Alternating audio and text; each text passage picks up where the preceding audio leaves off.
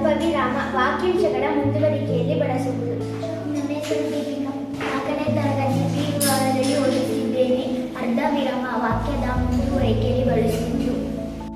ಎಲ್ಲರಿಗೂ ನಮಸ್ಕಾರ. ನನ್ನ ಹೆಸರು ಚೇತನ. ನಾನು 4ನೇ ತರಗತಿ ಎ ವಿಭಾಗದಲ್ಲಿ ಓದುತ್ತಿದ್ದೇನೆ. ವಿವರಣ ಚಿಹ್ನೆ ಒಂದು ಅಭಿಪ್ರಾಯದ ವಿವರಣೆಗಳನ್ನು ಮುಂದಿನಂತೆ ಇದೆ ಎಂದು ತೋರಿಸುವಾಗ ಬಳಸುತ್ತಾರೆ.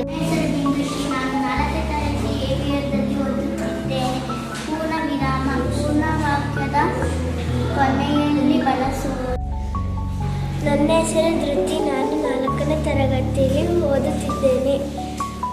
ಭಾವಸೂಚಕ ಅಚ್ಚರಿ, ಖೇದ, ಸಂತೋಷ, ವಿಷಾದ ಇತ್ಯಾದಿ ಭಾವನೆಗಳನ್ನು ಸೂಚಿಸಲು ಬಳಸುವುದು. ನನ್ನ ಹೆಸರು ಅಭಯಗೌಡ. ನಾನು 4ನೇ ತರಗತಿಯಲ್ಲಿ ಏಕಭಾವದಲ್ಲಿ ಓದುತ್ತಿದ್ದೇನೆ.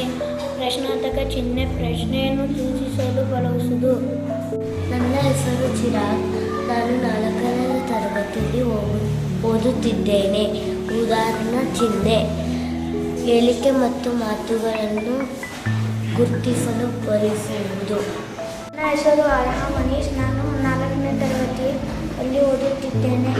ಅವರಹಣ ಚಿಹ್ನೆ ಪರ್ಯಾಯ ಅಥವಾ ಹೆಚ್ಚಿನ ವಿವರವನ್ನು ತಿಳಿಸುವಾಗ ಬಳಸುವುದು.